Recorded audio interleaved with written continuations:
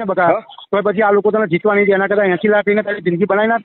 મારે કશું લેવાનું નહીં. હું તો તને સારા માટે ફોન કર્યો. પણ વાપરો મારે 1 રૂપિયો લેવાનું નહીં તારામાંથી. મારા જિગ્નેશભાઈ, પણ મારે તમને ચોખ્ખું ચાટ તો કીધું કે મારા ગમે તે જેટલું થાય મારે પાછી ખેંચવાનું નહીં છે. મારી વાત સાંભળ. જો હારી ગયા ને પછી આ લોકો હેરાન કરશે.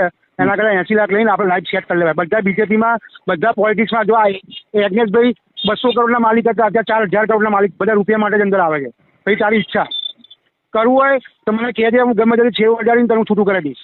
તાકી તો 80 લાખ મળતા હોય ને બધા 80 લાખમાં તને 28,000 રૂપિયા વ્યાજ આવે બરાબર. 28,000 તારું ઘર બી ચાલે તો બીજો ધંધો બી તું સેટ કરી શકે. અને એવું નથી આપણા હાથમાંથી આ વાત જતી રહી.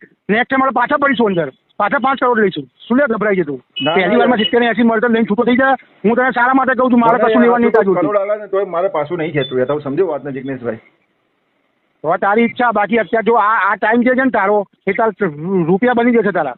અને પાછળ એવું નથી. પાછળ 5 વર્ષ પછી પાછી બીજી આવવાની જ છે. એમાં આપણે પાછા કૂદીશું. આપણે રૂપિયા હોય ને તો તાકાતથી કૂદે. અત્યારે આપણે રૂપિયા નથી સમજતું. બાકી તારી ઈચ્છા. મારે યાર બાકી જો એના 80 લાખ આવે ને, એના 80 લાખ આવે ને કે 70 કે 50 જે બી આપતો હોય તને એ અત્યારે તું 5 વર્ષ સેવિંગ કરે ને પછી આપણે તાકાતથી લઈને તો આપણે 10 કરોડ બી માગી શકીએ. મને 2-3 જણાએ આવી સલાહ આપી. તારું નામ મેં કોઈ નહીં આપ્યું. મને કે અત્યારે પૈસા આવતા હોય ને બહુ ખેંચી જ લેવાય. બધા રૂપિયા બનાવવા માટે આમાં પડે છે.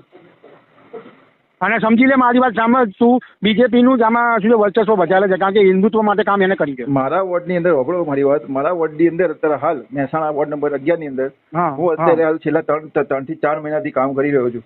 બરોબર છે ના? આટલું બધું જયારે સમજી લો કે ક્યારે બોલાતું ખબર છે? જયારે તમે જીતના ઉમેદવાર હો ને. એટલે આ ભાઈ મારી વાત સાંભળ. આ ઇમરાન ખેડાવાલા છે ને અમદાવાદમાં, એની સામે પેલો ઉભો હતો ને અમર પેલો છોકરો, એને જોરદાર રેલી કાઢી હતી. ભાઈને હવા હતી કે બીજેપીની સામે ફાઇટ મારી ના નીકળી. અને પેલો જેને 6 કરોડ આવતો હતો, 6 કરોડ બી ગયા અને સીટ બી ગઈ. એના કરતા હું તમને 2 સલાહ આપું. એવું હોય તો રાત્રે શાંતિથી ફોન કર મને. 70-80 લાખમાં જો તારે વાત ના કરી હોય તો મને કે હું કોકના થૂતાને વાત કરીને ઊંચું કરાવી દઉં. બોલ, 80 લાખ રૂપિયા બગા ઓછી કિંમત નથી.